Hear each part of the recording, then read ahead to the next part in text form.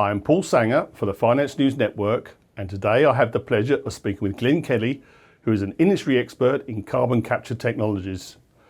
Glenn Kelly has over 35 years of operational, business development and strategic leadership in the natural resources and clean technology sectors. Mr. Kelly holds a Bachelor of Science with honours degree in civil engineering from Queen's University and an MBA from Laval University. Welcome to the network, Glenn. Glad to be here, Paul. Thank you. Absolute pleasure. Glenn, to kick things off, and before we get into carbon capture technology, can you just explain for the audience, why do we capture CO2? Okay, that's a pretty big question, but basically it's summed up in two words: climate change and the ever-increasing average temperature of our atmosphere. Just to remind you, we're up on average about 1.2 degrees centigrade since the mid-1900s, over the last 70 years. And that's directly in correlation with the amount of CO2 that's in our atmosphere, How did that CO2 get there? Man-made emissions, notably the use of fossil fuels, burning of coal, natural gas, and oil, and the production of cement by itself. So if we're going to, as our governments want us to do, tackle climate change, we have three options. Stop using fossil fuels. That's not going to happen. The world's energy needs keep going up. Two, replace them with renewable energy sources. We're already doing that, and we're meeting new energy demand with renewable energy. Or three, start capturing our emissions. And that's what carbon capture is all about. And the International Energy Agency has estimated and has put forth a study saying we're going to have to capture close to 6 billion tons of CO2 per year from now to 2050 to limit our temperature increase to 1.5 degrees centigrade. How much are we capturing today? 40 million tons. So we have to go up greater than 100-fold over the next 25 years. So that's the first part of my answer. Now, between you and I and the wall, why would you capture CO2? The only reason you'll do it is if there's a cost to you as an industry. And that's where we get into carbon taxes. Yeah. And in Europe, what's called the carbon credits. And right now, the value of a ton of carbon, or the penalty if you emit a ton, is about $85. And where's the cost of technology today? Right about there.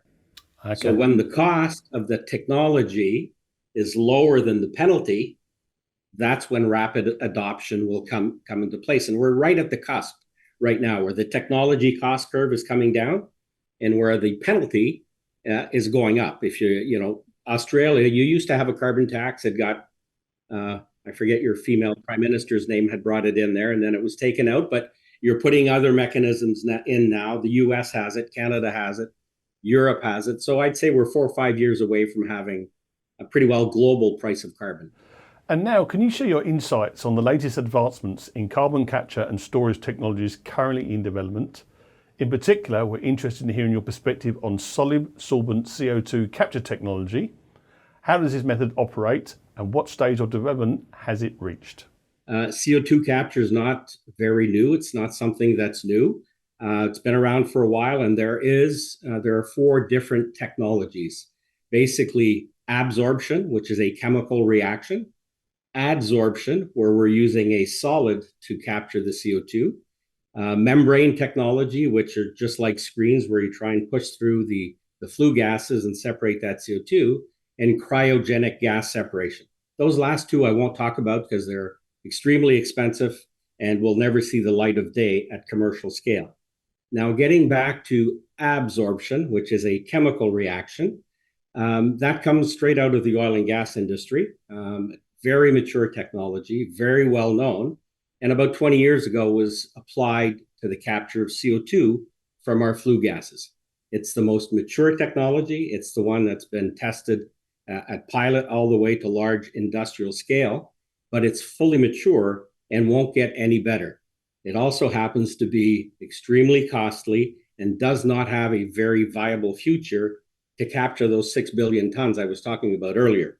That brings us to solid sorbents, or adsorption with a D and not a B. And it's basically using physical sorbents or physical solids. They look like sponges, really, to attract the CO2 molecule and separate it from the flue gas coming out of our stacks. And that's what the solid sorbents being developed by companies like Dotz Technologies are going to be doing and are doing presently. And you kind of touched this already. So in your assessment, which of the current technologies demonstrates the most progress or potential for success? Well, that's, I'd say, a different answer to each part of your question. The one that has shown the most progress is definitely the amines, or the absorption technologies. We call them amines. It's a liquid system, and it's very, very efficient, but very, very cost non-effective. It's extremely costly. It leads to carcinogenic emissions, and the amines themselves degenerate or degrade when they're in service. So you have to replace them quite often. They're very mature. They've been tested inside out and backwards. So they're the best technology out there now. Do they have the most promise? Not at all. The most promise is with the solid sorbents. And the interesting thing is a lot of interest went into amines 10, 15, 20 years ago, and not much interest into solid sorbents. And the solid sorbents are the ones that have, or is the technology, I should say, that has the most promise over the medium to the long term. So now let's focus on Dotz Nano's role in this field. Where does Dotz stand in the advancement of CCS technology, and what unique contributions does it bring to the table? Okay. Now, once again, I'm gonna throw you another curveball. In the solid sorbent field, there are 3 or 4 different types of sorbents, and I'll mention 3, probably the 3 most well-known and most developed. Zeolites, a naturally occurring substance, which is very good to capture CO2, just tends to capture a lot of water with it, which renders the whole process uneconomical. Then we have what are called MOFs, or metal organic frameworks, which are like designer molecules that are made specifically to capture CO2. They work great, but they're like gold or diamonds. They're extremely expensive to build, to own. They're not very robust, and the whole capture process when you use them is not economical. Then we get to what are called activated carbons. So carbon, of which we have a lot in our atmosphere and around us, developed at Dotz Technologies. We have an activated carbon that we developed using or synthesizing or working with waste plastics. And basically what we do differently, or what we've done differently, is we can tailor the pore size or the size of the holes in the sponge to match the size of the CO2 molecule. And compared to all other activated carbons, we have a much greater CO2 capture capacity than the other carbons. And add to that the benefit that we're upscaling an industrial waste, which is plastic, which in another case would not be used or not be reused. So that's basically the difference of the Dotz technology. Tailored activated carbon using an industrial waste. Fantastic. So we've covered why we capture CO2. You've talked about some of the technologies that you can use to do that. Now, this question, what industries stand to benefit the most from this technology, and what are the underlying reasons for this potential? I'd say our biggest culprits or emitters, the first one is coal-fired power generation, which is by far the largest source of CO2 emissions on a planetary basis. And other fossil fuels also that we use for power and energy. So coal, natural gas, and oil. On the industrial side, there's cement manufacturing. And cement is definitely a staple of all industrial economies.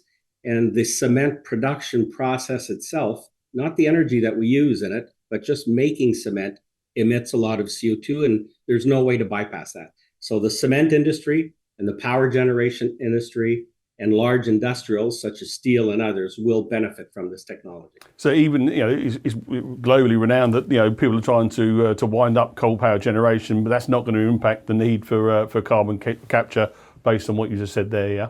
Not really. And what's happening with coal-fired power generation is being replaced by natural gas. So we are reducing our emissions per thermal unit, but we're still emitting CO2. We're replacing one fossil fuel with another. So as I was saying earlier, we have to reduce our emissions. That's one way. You just touched upon it.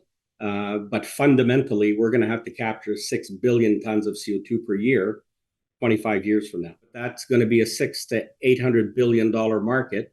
in 2040 to 2050. It's mind-boggling. Yeah, that number is absolutely mind blowing.